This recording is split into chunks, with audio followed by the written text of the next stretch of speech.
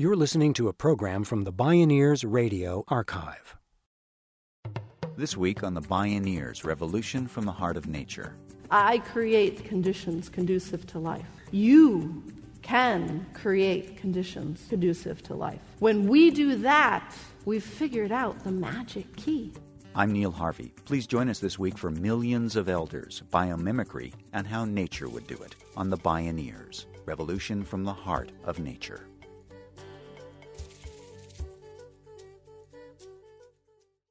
The following program is made possible in part by Organic Valley Family of Farms, organic and family-owned since 1988.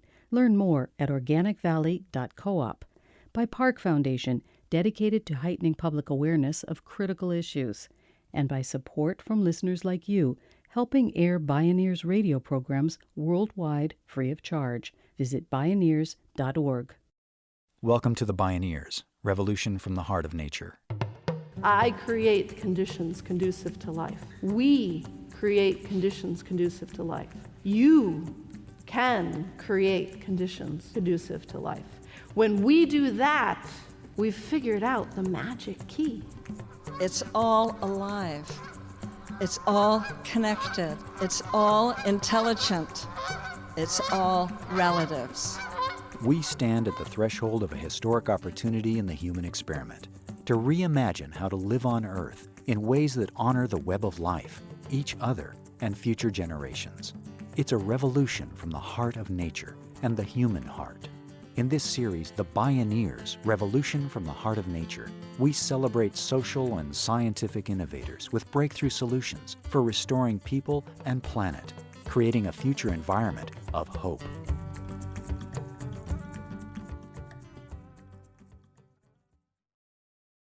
For 3.8 billion years, Earth has been creating conditions conducive to life. During that time, life has created yet more life, in cycles of continuous creation. Imagine for a moment the planet's entire history represented on a one-year calendar. In February, the first bacteria emerge from the primordial soup as our most ancient ancestors. In March, photosynthesis begins to oxygenate the planet. For the whole summer, one-celled organisms rule. In September, sex bursts on the scene and the diversity of life explodes. By mid-December, fungi, plants, and insects join the party, along with amphibians, reptiles, mammals, and birds. Flowers arrive just in time for winter solstice. Dinosaurs go extinct on Christmas Day. Just 12.5 hours ago, on New Year's Eve, our predecessors, the hominids, first strode on two legs. And us? The Homo sapiens has inhabited Earth for all of 24 minutes. How we will live in the next minute is going to determine our fate on Earth as a species. Will we be sturdy survivors or a failed and remarkably brief evolutionary experiment? Join us for Millions of Elders, Biomimicry, and How Nature Would Do It, with Biomimicry Guild co-founder Dr. Dayna Baumeister and Marie Zanowick, the U.S. government's first certified biomimicry professional. My name is Neil Harvey. I'll be your host. Welcome to the Bioneers, Revolution from the Heart of Nature.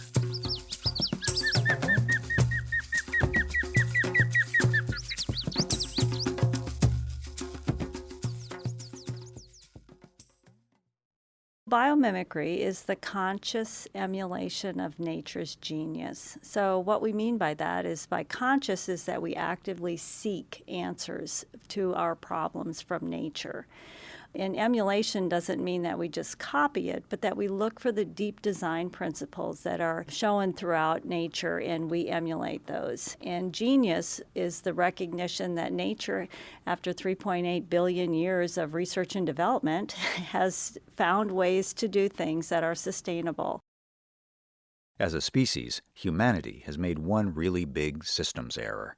We seem to think we're apart from nature rather than a part of it. We've been living outside the law, natural law, and the law is hot on our tail. Life has underlying principles that create conditions conducive to life. For instance, life recycles all materials. Life fosters cooperative relationships and is self-organizing. That's old hat to our biological elders. The elders are the other life forms that we share this planet with. And there's millions of them. What a great ratio in our favor, right? Millions of elders to guide the way for us. There's estimates anywhere from 8 million to 30 million. Some people are even guessing 100 million elders. And these are the ones that are still around. Many have gone extinct. This is the 1% that's still left on the planet, the ones that know how to live here well. Dayna Baumeister inhabits the leading edge of the biomimicry design revolution. Together with Janine Benyus, in 1998, she co-founded the Biomimicry Guild and the Biomimicry Institute, and in 2011, Biomimicry 3.8. Since then, Baumeister has served as a business catalyst, educator, researcher, and design consultant, putting this innovative design science into practical practice. By asking nature, And these elders, such as the humpback whale, have guided some of us. They've given clues to things like how to build better wind turbines. The tubercules on the front of the humpback whale provide an efficiency to wind turbines, allowing wind to be effective and efficient in areas where it wouldn't otherwise be. Or spiders and their magic secret of why birds never crash into their webs, right? They actually contain ultraviolet reflective fibers, and birds see ultraviolet light, so birds see their webs. So this company in Germany is embedded ultraviolet fiber reflectors, or reflective fibers, in their glass to prevent bird collisions.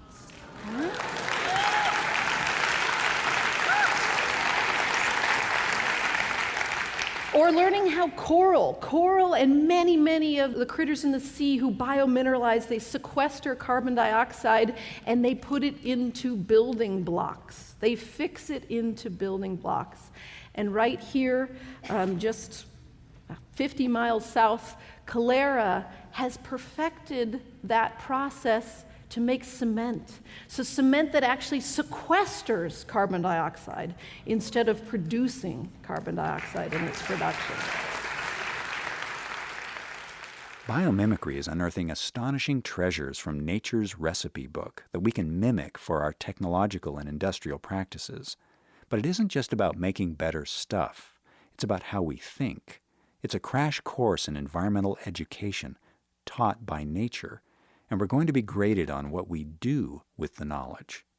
Biomimicry is now starting to find a place in model education programs from kindergarten to college and beyond. Dayna Baumeister and Biomimicry 3.8 designed the world's first biomimicry professional certification program. We have an 8-month professional program and a 2-year master's level professional program. And it sort of forms the backbone upon which all of our lessons grow. But it covers everything from sort of the raw content, the DNA, the things like our life's principles, and how to integrate biology into methodologies of design. And then also tips on how to communicate, how to facilitate, how to help others learn, and how to reconnect with the natural world. From e-learning courses to hands-on fieldwork, the core question of this integrated education is, how would nature do it? For starters, try interdependence and getting outdoors. Biomimicry, one of the most beautiful things about it is it must be, by default, interdisciplinary. And that means who's coming to the table and practicing and learning about biomimicry needs to represent a lot of different fields, whether it be business or engineering or design, and obviously biology needs to be at the table, not to mention communicators and artists and graphic folks and the whole kit and caboodle. That's not the way education is taught today, right? So for many reasons, biomimicry, from an interdisciplinary point of view, opens up a dialogue that would not exist otherwise. And so a key to sustainability is having people actually talk to each other once again. The other thing that biomimicry does for education is that we as a species have evolved over 200,000 years, and our brains are programmed to learn. And they are programmed to learn through observation and through play and experience. And biomimicry is all about deep observation of the natural world. Our brain is programmed to observe the natural world. It's not programmed to observe tall buildings and concrete and white noise in the background. And that's challenging. Yeah, that's really challenging from an education perspective. And so the practice of learning biomimicry taps into our inner roots of what it means to be as a species, and I think makes us better learners as a result. So when you couple that sort of love and play, a context, a reason to learn about the natural world, a reason to interact with people with different disciplines and backgrounds, it just redefines the way education and learning functions as a whole. Dayna Baumeister says life has already solved almost all the challenges humanity faces today, many times over, and in amazing ways. One of the fun things that we do is we go all around the house or in a built environment. You find household objects, scissors and oranges and a cup and table and tablecloths, whatever it might be. And then you lay out a whole bunch of things like bones and feathers. And you ask the question, who's solving the challenge in the same way that our human objects intend to? So you might have a nutcracker and you have a claw of a crab. Well, the orange would be in the natural object category. And you might have a glass of water. And you're saying, well, they're both holding liquids.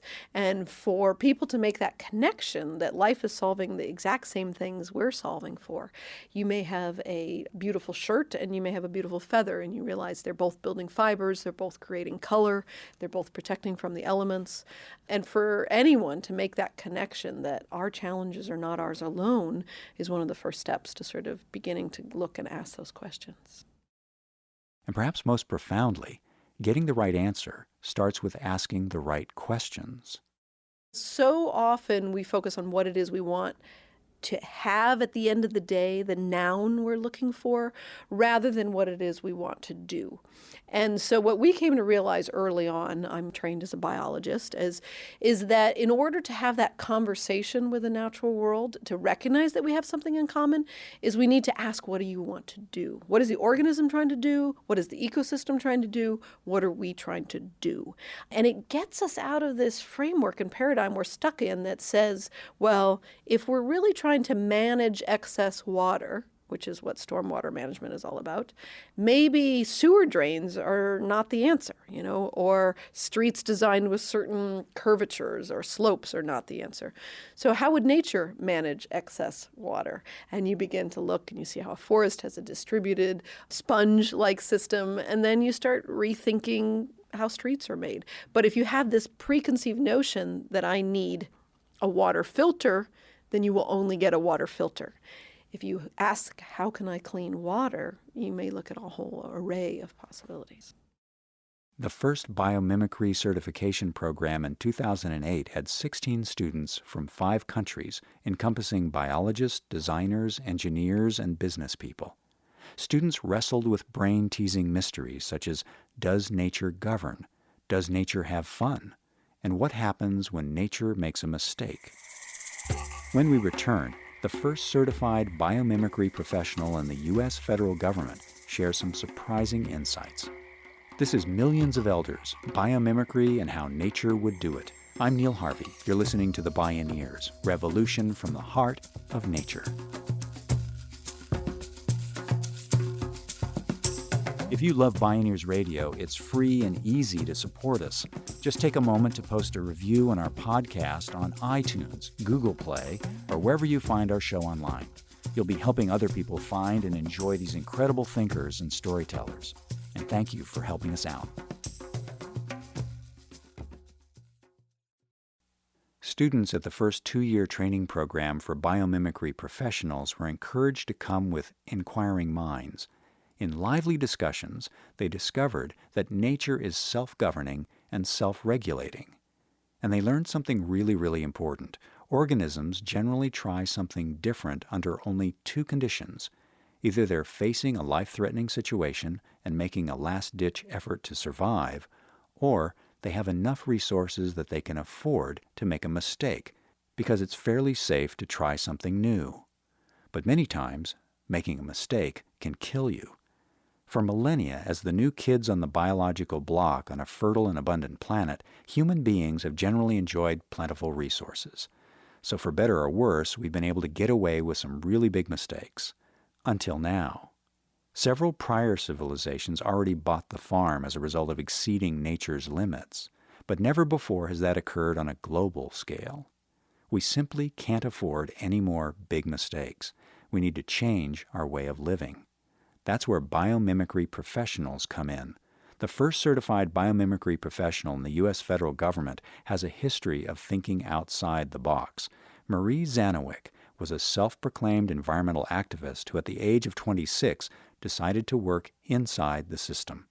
Today, she's an environmental engineer, helping federal land agencies in the western states find innovative ways to reduce pollution and move towards sustainability. She's now worked at the U.S. Environmental Protection Agency for 25 years. I'm a civil engineer, so I look at functions. That's pretty much, what do you want your design to do is a really important question to ask in biomimicry. And usually as designers or as engineers, we say, what do you want? Oh, you want air conditioning? Okay, we got these 10 units. You want the most energy efficient one, we'll plug it in. Instead of saying, what do you want your design to do? You want your design to make you feel cool. And how does nature do that? How does nature remove moisture from the atmosphere or cool air is different than saying, let's install an air conditioning unit. And so what I do in my work, when people have me working on projects with them, I say, well, what do you want your design to do? So instead of going into a facility and designing a recycle program, what do you want your design to do? You want your design to eliminate waste. Well, how can we do that? How does nature do that here in this ecosystem? And nature doesn't just recycle. Nature precycles or even refuses to use some materials because they can't be recycled into the system. For Marie Zanowick, asking nature transforms the design process and people's thinking to get at deeper choices. She uses biomimicry and life's principles as tools to help create a process that begins with the end in mind and ends with solutions that improve the entire system. One of those principles is that life optimizes the whole system rather than maximizing one part of it the way people do now. We had a biomimicry workshop at the Great Sand Dunes National Park and Preserve, and it's the home of the largest sand dunes in North America, and it's right in Colorado. And they said, we have a big problem with our plastic water bottles because we have 300,000 visitors a year, and they drink a lot of beverages, and we don't have any plastic recycling nearby.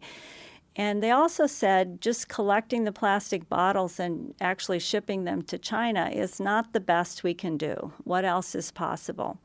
So we looked at how does nature provide portable hydration, because that was the function we wanted to achieve. And we looked at how organisms do it in the San Luis Valley, in the home of the Great Sand Dunes. And we looked at that and we found ways that, for example, once you look at it, it just seems so obvious. There are no organisms on the Great Sand Dunes that walk up to the top at the hottest part of the day, which is where the majority of humans do it.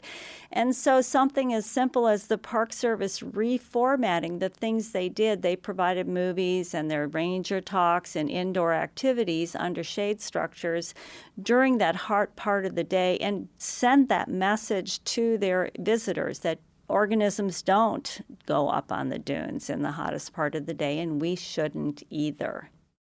Marie Zanowick calls these approaches nature-based strategies.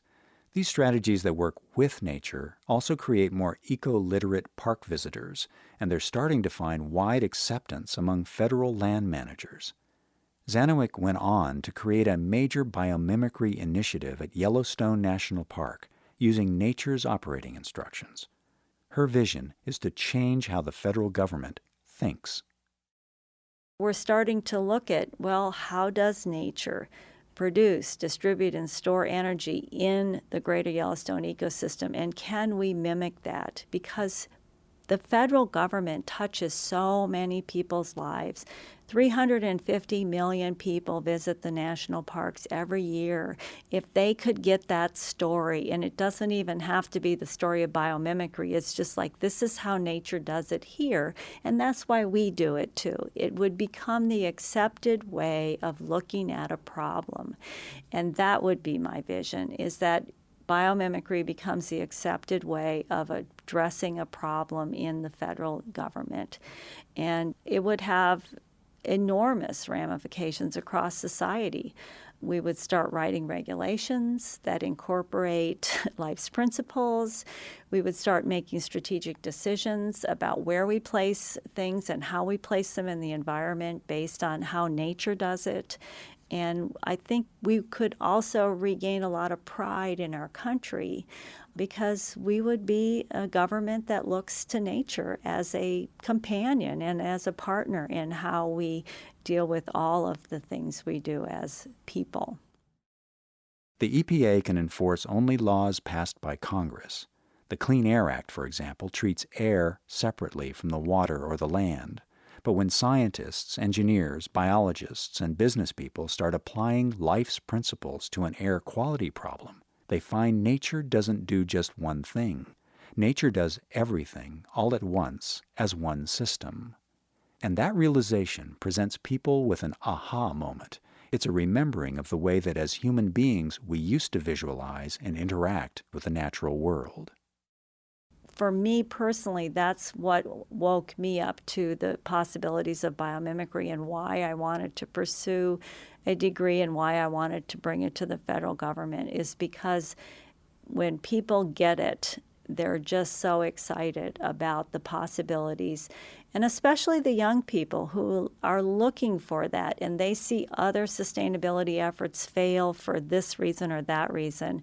Whereas biomimicry provides something that we can all see and feel in our hearts that it's the right thing to do. So that's what gives me hope for the future. And I think it's hopefully we're moving from the industrial age into the biological age, and it's going to be about nature. It has to be. Marie Zanowick, the first certified biomimicry expert in the U.S. federal government. Again, Dayna Baumeister. Asking questions like, how do we communicate? How do we foster learning? How do we build resilient communities? And all of those questions you can ask. How does nature communicate? How does nature have positive interactions and support mutualisms? How does nature have governance? What is leadership in nature? And those are all very, very valid questions that are also revolutionary because they completely redefine the way we currently think we must do things. From the elephant, we learn that evolving and adapting over time to survive. The elephant lives on the planet because it had a lucky mutation of a gene that gave it wrinkled skin. It allowed it to grow so big and dissipate the heat when the glaciers retreated 11,000 years ago. Evolving to survive and learning to fit in. But all of these species, including the ants, which teach us that building webs, self-organizing, fostering cooperative relationships are the way of living on the planet. Now, these are just the mentors. These are just the representatives that have showed up in our operating manual on behalf of the other 30 million species. But what they all have in common, they all can put their name before that word create. I create conditions conducive to life. We create conditions conducive to life. You can create conditions conducive to life. When we do that, we've figured out the magic key. We've solved what we need to solve for. Or not. Those whose actions don't benefit the whole just won't be around for the long haul. As the biomimics Dayna Baumeister and Marie Zanowick point out, we are so not alone in our quest to live in ways that last. The genius of nature invites us to use our precious minutes on Earth to honor the web of life, each other, and future generations. Life is so incredibly resilient. And never, ever, ever forget that we are life too. We're not alone. We aren't alone. But we have a job to do. And it's a 3-part job. We need to reawaken curiosity. And we need to go back into that childlike mind and reconnect with that self and that sense of wonder that says, I actually don't have all the answers. And then we need to embrace the wisdom that we discover. And then, I actually think this is a really, really important piece of it. We need to reconnect with our own humanity. We need to bring back the wayward ones and show them how incredibly beautiful our planet is and can be again. Thank you.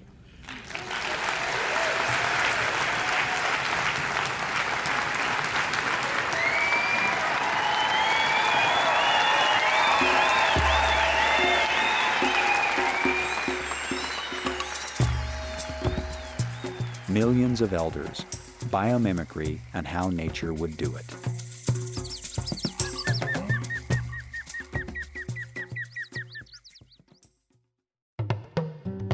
You can listen to a variety of Bioneers radio shows and view conference videos online at www.bioneers.org, where you can also learn about attending the National Bioneers Conference or a local Bioneers Conference near you. The Bioneers Revolution from the Heart of Nature is a production of Collective Heritage Institute. Executive producer Kenny Ausubel. Written by Catherine Stifter and Kenny Ausubel. Senior producer Neil Harvey. Managing producer Stephanie Welch. Production management Aaron Leventman and Nicole Spangenberg. Station relations by Creative PR. Distribution is by WFMT Radio Network. Original recordings provided by Focus Audio Visual. Interview recording engineer Jeff Westman. Our theme music is taken from the album Journey Between by Baka Beyond and used by permission of Hannibal Records, a Rykodisc label. Additional music was made available by Sounds True at soundstrue.com. For more music information, please visit bioneers.org. The opinions expressed in the Bioneers Revolution from the Heart of Nature radio series are those of the presenters and are not necessarily those of Collective Heritage Institute, the underwriters, or this radio station. My name is Neil Harvey. Thank you for listening. I invite you to join the Bioneers in inspiring a shift to live on Earth in ways that honor the web of life, each other, and future generations. This is program number 0512. This series is made possible by Organic Valley Family of Farms, organic and family-owned since 1988. Learn more at organicvalley.coop, and by Park Foundation, dedicated to heightening public awareness of critical issues. For more information, visit www.bioneers.org or call 1-877-BIONEER.